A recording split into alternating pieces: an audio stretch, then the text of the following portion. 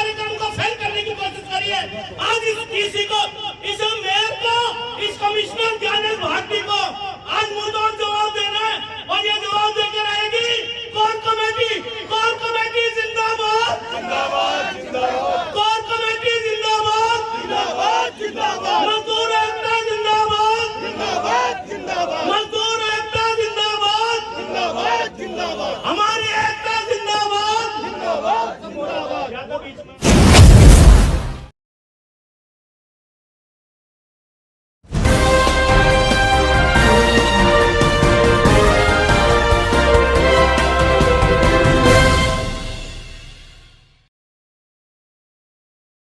आज के कार्यक्रम को देखते हुए एक काला कानून, काला इन्होंने आदेश पारित किया, जो हमारी मेयर साहिबा शैली ओबराय जो बैठी है, और हम चैलेंज करते हैं कि कितना ही बड़ा आप जो है आदेश निकाल दे और वहां से झांक के देखिए, कर्मचारी आज भी उतने ही हमारे पास।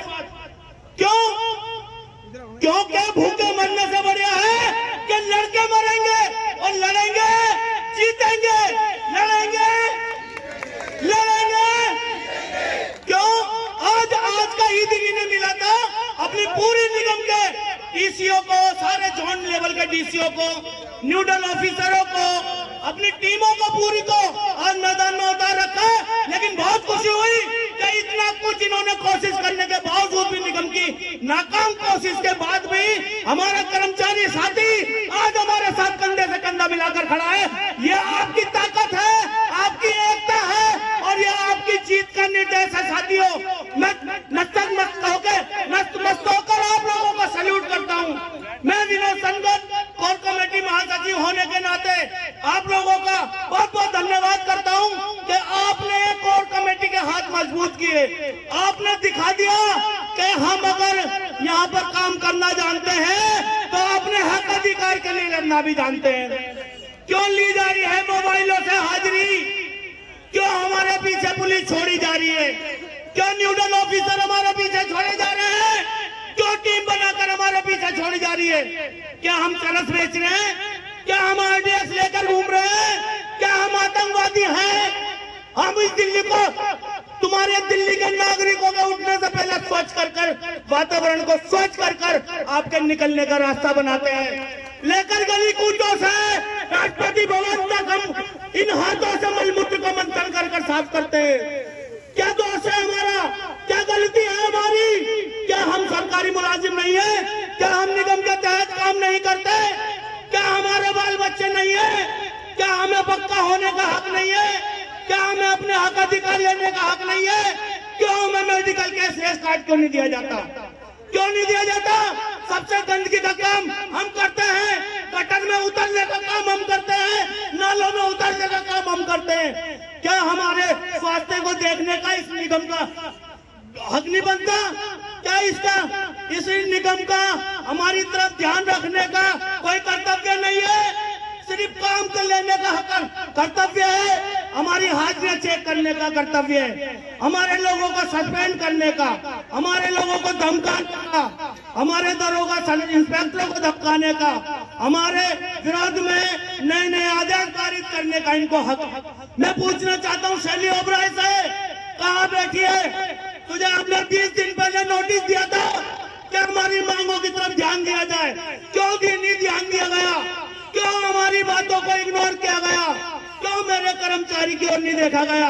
ऐसी बड़ी ठंड के अंदर, कपकपाती ठंड के अंदर, जिसमें तुम भी 10 से 12 बजे यहाँ पर आके बैठते हो, हमारा कर्मचारी सुबह 4 बजे उठकर, जब तो यातायात भी नहीं चलता उससे पहले हम सड़कों को स्वच्छ कर देते हैं, हम कूड़े को लैंडफिल पर पहुंचा देते हैं, जब तक तुम सोकर उठते हो।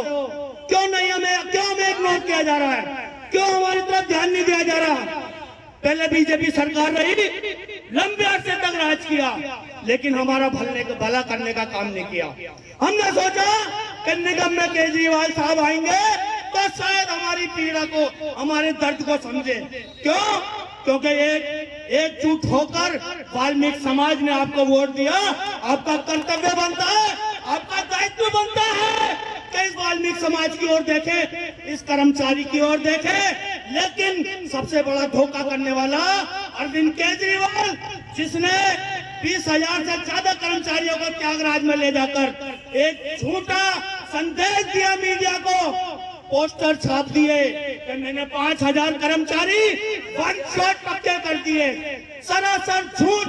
कल भी मैंने जो है प्रेस कॉन्फ्रेंस के अंदर चैलेंज किया कि दिल्ली सरकार ने अगर एक भी कर्मचारी को उस आदेश के अनुसार पक्का किया हो तो आप उसको मेरे सामने लाए, हम उस चैलेंज को आपको करते उसे एक्सेप्ट करें, वरना दिल्ली को झूठ बोलने से एक तरफ रखें। दिल्ली आपको देख चुकी है, आपने दिल्ली को दिया तो कुछ नहीं, भिखारी बनाकर रख दिया।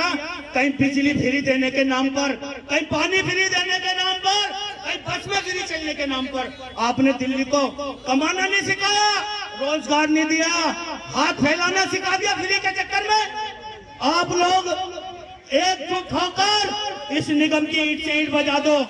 ये हमारी बिल्डिंग है, हमारे खून पसीने से बनाई हुई बिल्डिंगें हैं जिनमें ये अफसर राज कर रहे हैं। जिस पर ये रखिए, चाहे वो मेयर हो, चाहे कमिश्नर ज्ञानेश भारती हो, चाहे वो हमारे जोन लेवल के डीसी हो, हमारी बहन बेटियों को साइड पर बैठने की जगह नहीं है। और तुम्हारे लिए एसी वाले रूम, तुम्हारे इतने बड़े बड़े रूम, और हमारी बहन बेटियों को शौच करने की जगह नहीं, बाथरूम आ जाए तो बाथरूम करने की जगह नहीं, खाना खाने का समय हो तो खाना खाने की जगह नहीं, वर्दी का कोई मतलब नहीं। कैसे पहचानोगे अपने कर्मचारी को? आकर हाजिरी पर सस्पेंड कर देते हो, तुरंत हमारे दरोगा इंस्पेक्टरों को सस्पेंड कर देते हो, उनको प्रेशर में लेकर हमारे ऊपर प्रेशर डालते हो। एक बात बताइए, हमें कौन सी जगह तुमने हाजिरी पर दे रखी है जहाँ पर तुम्हें सारे कर्मचारी मिल जाए? आकर तुम हाजिरी चेक करते हो, दरोगा भागन में भागम भाग में 2-4 जितने कर्मचारी होते हैं उनको आसपास की साइडों से ले आते हैं। बाकी कर्मचारी जो दूर दूर काम कर रहे हैं हमारे, इन्हें पता है वार्ड कितना बड़ा होता है, इस कोने से लेकर उस कोने तक हमारा कर्मचारी काम करता है, और उसके बावजूद भी तुम्हारी अंधेर कर दी। ठीक है, चलो मुझे आदेश दिया जा रहा है कि भाई मैं अपनी बात को खत्म करूं। बाकी कर्मचारियों का दुख दर्द जो मुझसे सहन नहीं हो रहा था, लेकिन एक बात कहूंगा कि इनको सेनेटर हाउस में बना के देने चाहिए। हमारी बहन बेटियां आज भी शौच जाने के लिए परेशान रहती है, खाना खाने के लिए परेशान रहती है। आगे की मैं अपनी वाणी को ही विराम देता हूँ।